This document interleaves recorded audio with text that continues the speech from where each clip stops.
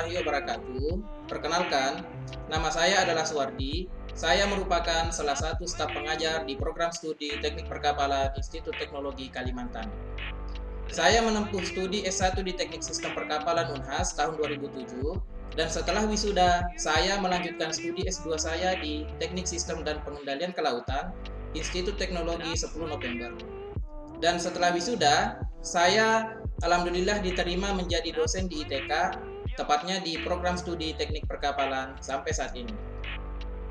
Video ini merupakan salah satu bentuk instrumen pernyataan diri dosen dalam unjuk kerja Tridharma Perguruan Tinggi yang meliputi bidang pengajaran, karena latar belakang saya adalah menekuni bidang konstruksi, instalasi dan permesinan kapal, sehingga sejak awal saya menjadi dosen di ITK, saya telah diamanahi untuk mengampu mata kuliah seperti pengantar teknologi perkapalan yang biasa disingkat dengan PTP, perlengkapan kapal, desain kapal kecil, konstruksi kapal, dan permesinan kapal.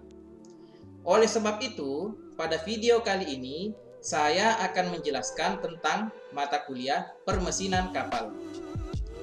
Jadi, mata kuliah ini merupakan mata kuliah wajib di Prodi Teknik Perkapalan dengan bobot SKS 3 dan ditempatkan di semester 6. Adapun capaian pembelajaran mata kuliah permesinan kapal ini adalah yang pertama, mahasiswa mampu menjelaskan dan mengidentifikasi jenis-jenis mesin penggerak kapal. Yang kedua, mahasiswa mampu menjelaskan sistem-sistem yang terkait dengan mesin utama penggerak kapal. Untuk deskripsi mata kuliah ini adalah, mata kuliah ini merupakan mata kuliah yang menyajikan materi tentang sistem permesinan yang digunakan di kapal, beserta semua elemen-elemen pendukung mesin utama kapal. Atau secara ringkas, bahwa mata kuliah ini dipelajari tentang cara identifikasi mesin penggerak, pemilihan mesin penggerak, dan penentuan sistem-sistem pendukung mesin penggerak hingga bisa terpasang dan diaplikasikan pada kapal itu sendiri. Adapun untuk bahan kajian atau materi pembelajaran mata kuliah ini adalah yang pertama, konsep dasar atau biasa disebut sebagai pendahuluan, termodinamika dan heat transfer, mesin diesel, boiler, turbin uap, turbin gas, motor penggerak listrik, roda gigi reduksi, propeller dan sistem perporosan, sistem kelistrikan, dan yang terakhir adalah heat exchanger. Adapun untuk sistem pembelajaran dilakukan dengan dua cara, yaitu secara online dan secara offline. Saat masa pandemi, kita melakukan proses belajar mengajar melalui aplikasi Zoom dan Google Meet. Namun, saat ini proses pembelajaran kembali dilakukan dengan tatap muka, atau langsung atau offline. Mengingat saat ini kita sudah mulai masuk dalam masa transisi, yaitu dari masa pandemi COVID-19 menuju ke masa new normal. Untuk metode atau strategi pembelajaran sendiri, saya terapkan metode ceramah, diskusi, latihan soal, dan praktek. Metode ceramah saya lakukan dengan cara menyampaikan materi ke mahasiswa saat di kelas sedang berlangsung. Harapannya, mahasiswa dapat dengan mudah memahami materi pembelajaran sehingga apa yang ingin dicapai dalam proses pembelajaran mata kuliah ini bisa tercapai. Untuk metode diskusi, yaitu metode pembelajaran yang memungkinkan saya dan mahasiswa dapat berinteraksi secara langsung atau dua arah, sehingga si mahasiswa bisa lebih aktif dan tidak hanya sebatas mendengarkan pemaparan materi dari saya. Selain itu, mahasiswa juga dapat memiliki keberanian dalam menjawab dan memberikan pertanyaan kepada dosen selama proses pembelajaran berlangsung. Untuk metode latihan soal, saya berikan ke mahasiswa dengan tujuan agar mahasiswa terbiasa dalam menghadapi kasus-kasus yang terkait dengan permasalahan dalam permesinan kapal, serta dengan adanya latihan soal ini akan membuat mahasiswa dapat belajar kembali secara mandiri, sehingga materi yang telah disampaikan di kelas oleh dosen bisa diulang-ulang, sehingga pemahaman mahasiswa bisa semakin baik dan semakin menguasai materi kuliah ini. Sementara untuk metode praktek, mahasiswa akan dituntun untuk melakukan praktek langsung pengujian performa mesin di laboratorium terpadu ITK. Untuk memudahkan saya dalam melaksanakan proses belajar mengajar, maka saya membekali diri dengan slide presentasi yang tentunya telah saya susun sesuai dengan RPS mata kuliah. Selain itu, buku-buku acuan juga saya siapkan seperti buku permesinan karya Bapak Wiranto Aris Munandar dan Marine Power Plant, serta modul ajar permesinan kapal yang mampu mendukung kegiatan pembelajaran dan praktikum permesinan. Untuk sistem penilaian sendiri, saya biasa menyebutnya dengan formasi 10, 30, 30, 30. 10% untuk kehadiran, 30% untuk kuis dan UTS, dan 30% untuk UAS. Berikut ini, saya tampilkan video proses pembelajaran mata kuliah permesinan kapal di kelas. Assalamualaikum warahmatullahi wabarakatuh. Waalaikumsalam warahmatullahi wabarakatuh. Baik, terima kasih atas perhatiannya teman-teman mahasiswa sekalian. Jadi pada pagi hari ini kita akan melanjutkan materi kita permesinan kapal yang terkait dengan propeller dan sistem perporosan. Ada sebuah kapal, ya. Jadi kapal ini itu harus bergerak dari tempat yang satu ke tempat yang lainnya, ya. Misalkan dari pelabuhan A ke pelabuhan B. Nah, untuk menggerakkan kapal itu butuh yang namanya tenaga. Tenaga itu dihasilkan oleh ME atau main engine atau mesin utama. Ya, jadi bisa saya katakan mustahil kapal itu bisa berpindah dari satu tempat ke tempat yang lain kalau tidak ada daya atau mesin utama yang menggerakkan dia. Nah, seperti itu ya. Jadi seperti ini teman-teman ya. Kapal ini untuk berpindah dari tempat satu ke tempat yang lain, sebelum kita menentukan besarnya daya utama, maka ada istilah yang namanya gaya hambat atau disingkat R, resistance force. Nah, setiap benda yang tercelup di air, kalau dia bergerak, maka dia akan menimbulkan yang namanya resistance force. Nah, resistance force ini harus dilawan oleh main engine atau mesin utama. Nah, ketika main engine berhasil melawan gaya hambatan, ya gaya hambatan yang ada di air, ya yang tercelup di sini di bawah waterline, maka timbul yang namanya kecepatan atau speed atau biasa disingkat velocity. Nah, misalkan kapal saya, misalkan kargo kecepatannya misalkan 10 knot. Nah, 10 knot itu dihasilkan oleh main engine dan telah melawan gaya hambatan ini tadi. Nah, maka kapal dikatakan bergerak. Selain itu, resisten itu ada dua. Yang pertama resisten air yang tercelup di bawah, ini di bawah garis air. Dan yang kedua, resisten udara atau bangunan atas. Cuma hambatan yang terbesar itu ada di bawah syarat atau bawah garis air. Badan kapal, ya, ini ada badan kapal. Kemudian ada alat pendorong atau biasa disebut sebagai propulsor. Kemudian ada motor penggerak ME. Jadi untuk menggerakkan badan kapal, maka dibutuhkan alat pendorong atau propulsor. Nah, ini dia alat pendorongnya, ya. Saya lupa bawa pointer teman-teman ya. Jadi saya tunjuk-tunjuk di sini aja ya. Nah, alat pendorong ini yang menggerakkan alat pendorong atau memutar alat pendorong ya pasti yang namanya mesin utama atau main engine teman-teman ya. Jadi balik-balik ini diputar oleh mesin utama. Nah, pertanyaannya, apakah ada kapal terus saya simpan mesinnya itu dayanya sembarang? Ya, pasti tidak kan? Nah, jadi di mana-mana kita harus hitung hambatan kapal dulu. Nanti setelah kita dapat hambatan kapal, barulah kita menentukan besarnya daya mesin yang digunakan. Nah, seperti itu ya. Jadi ini merupakan pengantar kenapa sih kapal itu bergerak. Ya, apa pentingnya alat penggerak kapal, propulsor, dan apa sih itu sistem perporosan. Nah, seperti itu ya. Nah, ini ada penjelasannya di bawah teman-teman bisa dibaca. Ya. Saat kapal bergerak dengan kecepatan V, maka badan kapal menimbulkan hambatan R di air dan di udara. Ya, kalau dia bergerak pasti akan ada hambatan, baik itu hambatan air dan hambatan di udara. hambatan ini harus dilawan oleh gaya dorong atau biasa disebut dengan thrust, ya, yang dihasilkan. Jadi thrust ini dihasilkan alat pendorong oleh alat pendorong seperti baling-baling, ya, seperti baling-baling. Thrust dihasilkan oleh baling-baling. Nah, untuk menghasilkan gaya dorong, alat pendorong mendapat daya dari motor penggerak, yaitu mesin utama. Nah, ini dia disimpulkan di sini gambarnya, ya. Ya, jadi bisa saya simpulkan bahwa mesin utama inilah yang digunakan untuk melawan hambatan sehingga menghasilkan kecepatan. Nah, seperti itu ya. Ada yang mau ditanyakan? Ya. Sudah paham ya, teman-teman ya? Nah, oke, lanjut. Tadi berbicara tentang kapal secara umum, hambatan ya.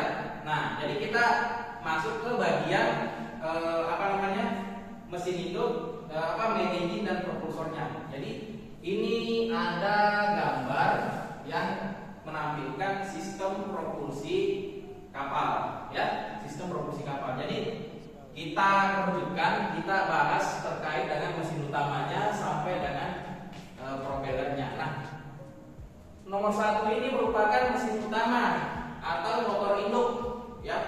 Jadi kalau di kapal ini, ya, ibaratnya kapal ini manusia, mesin utama ini adalah jantungnya, ya. Jadi mesin utama itu adalah jantungnya kapal, ya.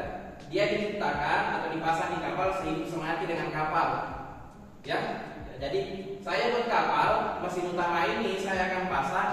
Misalkan kapal saya ini saya rancang sampai misalkan 30 tahun, ya. Jadi mesin utama ini harus beroperasi sampai 30 tahun. 40 tahun ini harus sampai 40 tahun, seperti itu, ya. Jadi nggak ada istilah nanti 10 tahun yang akan datang saya ganti mesin lagi, 10 tahun yang akan datang saya ganti mesin lagi. Jadi harga atau biaya investasi awal pengadaan mesin di kapal itu bisa saya katakan 25 sampai 30% dari total cost atau biaya pembuatan kapal. Bayangkan kalau kapalnya harganya misalkan 100 miliar, jadi sekitar 25 sampai 30 miliar itu harga mesin saja. 70 miliarnya itu ya untuk lambungnya, untuk pelatnya, ya, untuk perlengkapan lain, untuk pompa dan lain sebagainya. Jadi sangat penting sekali dalam pemilihan mesin utama. Salah dalam penentuan mesin utama itu berakibat fatal terhadap kapal, teman-teman, ya. Kemudian yang kedua itu apa yang nomor 2 itu? Ya, roda penyeimbang atau istilahnya itu adalah flywheel. Nah, biasanya dia sepaket mesin. Kita beli mesin sudah ada di sini flywheelnya. Ya, flywheel dia nempel di sini. Jadi di sini diikat, poros diikat di sini. Biasanya itu sekelilingnya itu ada baut, ya, dia ada baut. Kemudian ini porosnya diikat, dikencangkan dengan baut itu. Selanjutnya ada istilah roda gigi atau gearbox. Gearbox ini istilahnya adalah gigi reduksi.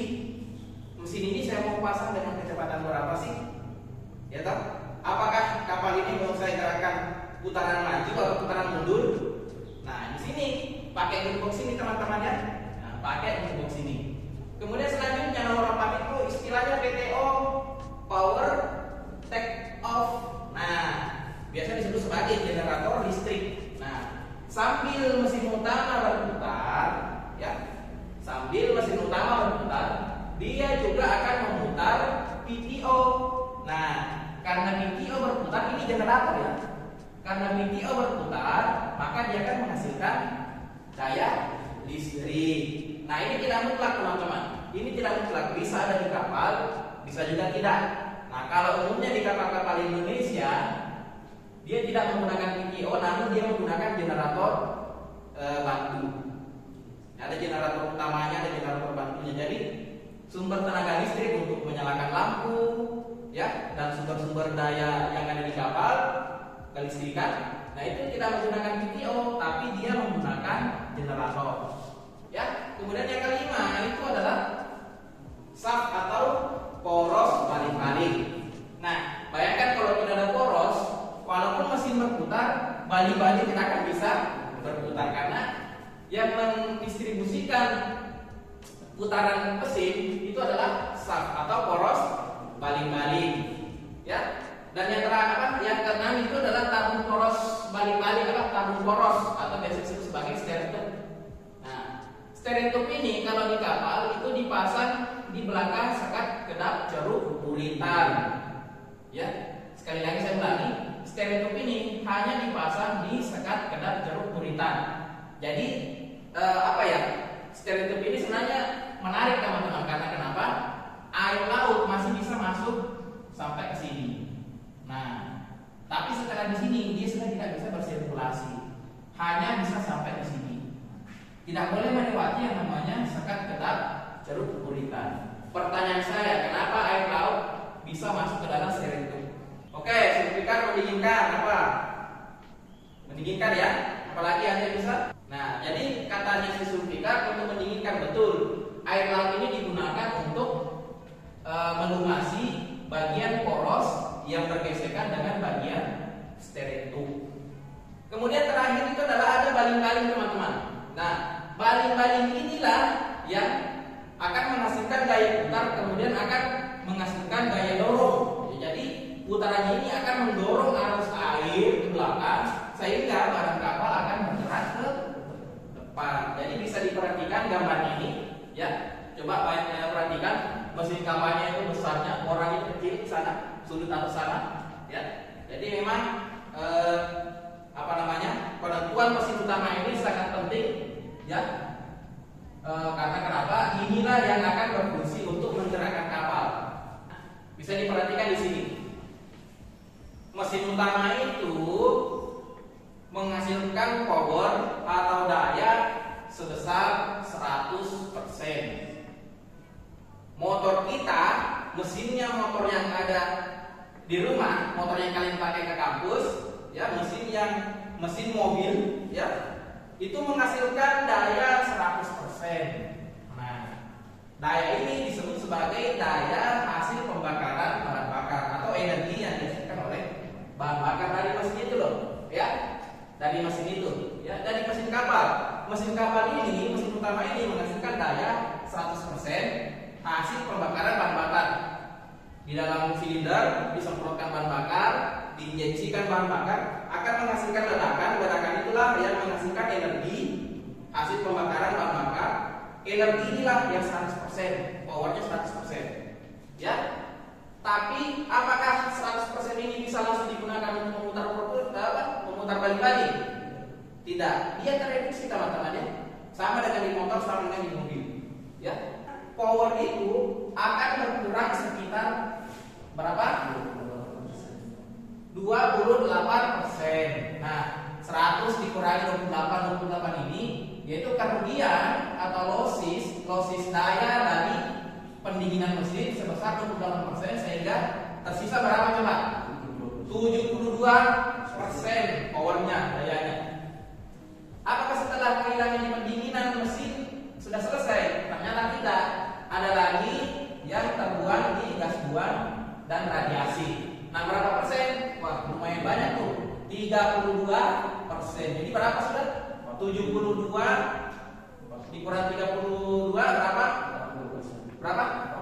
Tinggal 40% teman-teman. Nah, selanjutnya kerugian mekanik sekitar 4%. Apa itu kerugian mekanik? Gesekan antara piston dan silinder. Ya, seperti itu ya. Contohnya 4%. Jadi di mesin utama ini aja itu hanya tersisa 36%. Yang awalnya 100% tersisa 36%. Yang paling besar itu di gas buang. Terbuang di knalpot motor, terbuang di knalpot mobil, terbuang di knalpotnya kapal atau di mufflernya atau di vandal kapal. Ya. Nah, 36%. Apakah 36% ini bisa langsung digunakan untuk memutar balik-balik? Ternyata tidak. Lepas dari mesin utama, dia masuk ke poros propeller. Nah, di poros propeller ada lagi istilah kerugian poros propeller sebesar 1,5%. Jadi begini teman-teman, ada poros, ya. Poros ini kan harus diikat, ya. Poros kan harus diikat. Kenapa? Karena dia kan berputar. Sesuatu benda kalau dia berputar dan kita tidak ikat, maka dia bisa melenggut begini. Dia akan beresonansi begini, ya. Supaya dia tidak beresonansi, kita ikat.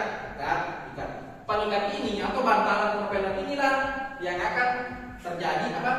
Poros dengan bantalan propeller itu akan bergesekan, ya, kan diikat kan diikat.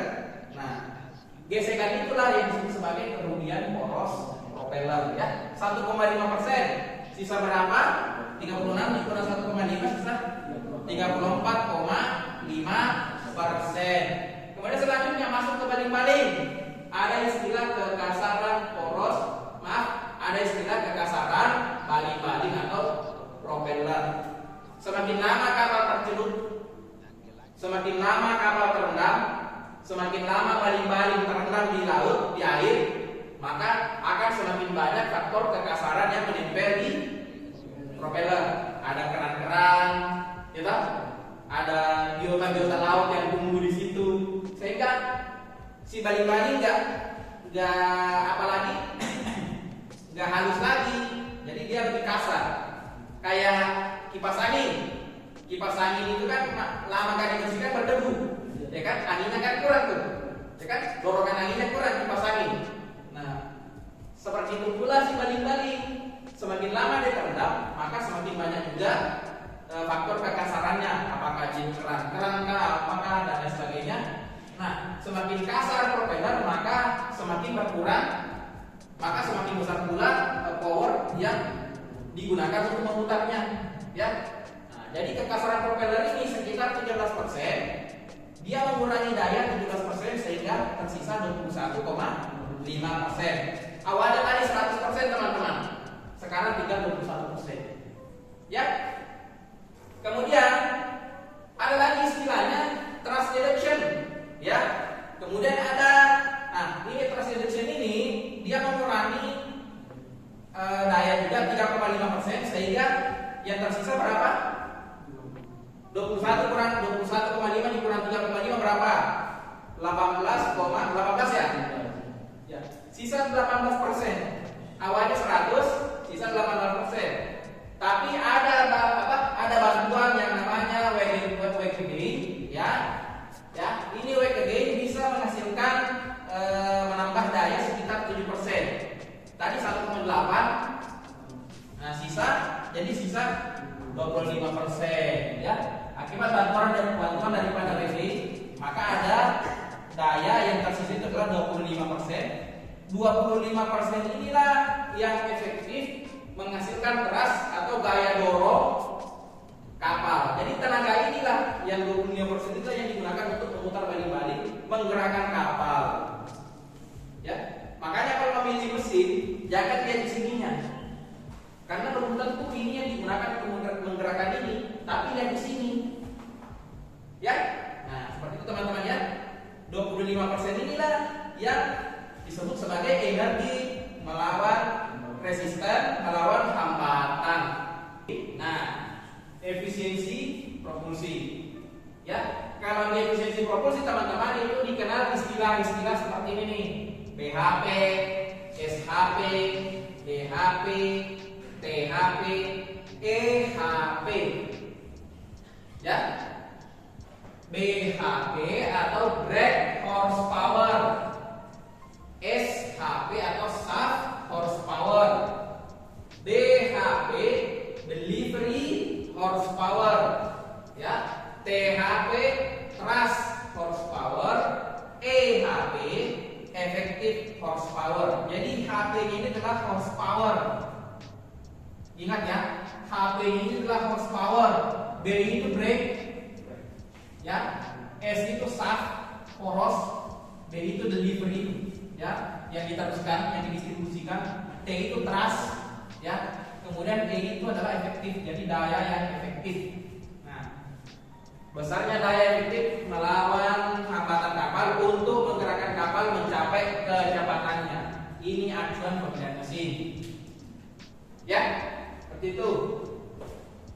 Nah, selanjutnya, nah ini nih. Sama tadi brake horsepower, SHP, DHP, THP, EHP. Jadi penjelasannya seperti ini nih. Nah, ada satu yang tertinggal namanya IHP. Ya. Jadi IHP ini daya di dalam mesin. Kan tadi saya bilang daya yang dihasilkan apa? Ya hasil pembakaran di dalam ruang mesin apa? Di dalam silinder itu bukan menjadi acuan untuk misalkan digunakan memutar baling-baling, tidak. Ya, karena dia masih banyak tereduksi nanti, hilang di gas buang, hilang di pendingin, hilang di gesekan mekanik, ya, seperti itu. Nah, kemudian BHP ini tadi ada istilah flywheel. Ingat tadi gambar flywheel? Nah, daya yang ada di flywheel itu tadi disebut sebagai BHP. Ada SHP, sub horsepower di sini ya. Ada DHP delivery, ya. THP tanda panahnya, EHP ini. Jadi alurnya seperti ini. IHP, BHP, SHP, DHP, DHP, EHP. Ya? Bisa dimengerti teman-teman ya? Oke, terima kasih. Nah, untuk tipe baling-baling sendiri itu dikenal dua jenis baling-baling yang umum. Ya, jadi kalau kapal-kapal yang ada di Indonesia, bahkan di dunia, itu ada dua tipe propeller yang umum atau paling banyak kita lihat, kita temui. Ada istilah FPP, ada CPP. Fix dengan control level, fix pitch propeller dan control level pitch propeller. Jadi kalau istilahnya ini, kalau dia fix, apanya yang fix? Daunnya itu tidak bisa diubah-ubah, sudutnya nggak bisa diubah-ubah, ya. Sementara control level bisa diubah-ubah di sini. Nah, bisa diperhatikan di gambar sini, sudutnya itu bisa diubah-ubah ini.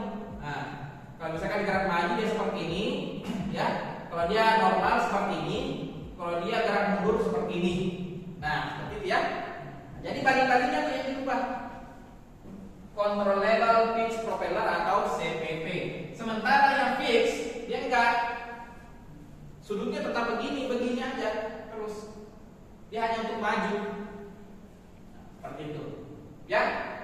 Bisa dibedakan mana yang fix, mana yang control level. Ya.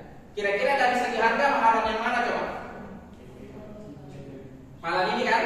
Nah, iya betul. Jadi lebih mahal ini nih. Yang paling banyak kita ketemui di galangan itu adalah yang di sini, yang fix. Oke ya, teman-teman ya. Seperti itu. Nah, ini bisa dilihat sini. Nah, arah putaran baling-baling itu, arah aliran, ya. Dia gerak maju. Nah, ya, seperti itu. Ini dia gambarnya seperti ini. Kalau baling-balingnya nanti kita ubah, maka dia seperti ini, ya, netral dan mundur. Gitu ya. Itulah prinsip kerja daripada CPP. Oke teman-teman. Baik, mungkin cukup sekian dulu materi kita kali ini. Ya, terima kasih atas perhatian teman-teman sekalian. Ya, jangan lupa nanti tugasnya saya akan kirim ke email teman-teman. Silakan dikerja dan bisa dikumpulkan minggu depan sebelum perkuliahan dimulai. Jadi terima kasih atas perhatian teman-teman sekalian. Mohon maaf jika ada kata-kata yang salah. Tetap jaga kesehatan semua. Assalamualaikum warahmatullahi wabarakatuh. Waalaikumsalam warahmatullahi wabarakatuh. Itulah deskripsi singkat dari saya. Harapan saya, semoga dengan video ini dapat memberikan gambaran tentang bagaimana proses pengajaran yang saya lakukan pada program studi teknik perkapalan ITK, khususnya di mata kuliah permesinan kapal, serta dapat memberikan manfaat khususnya di bidang pengajaran. Akhir kata, terima kasih banyak atas perhatiannya. Majulah pendidikan Indonesia dan jayalah perkapalan. Wassalamualaikum warahmatullahi wabarakatuh.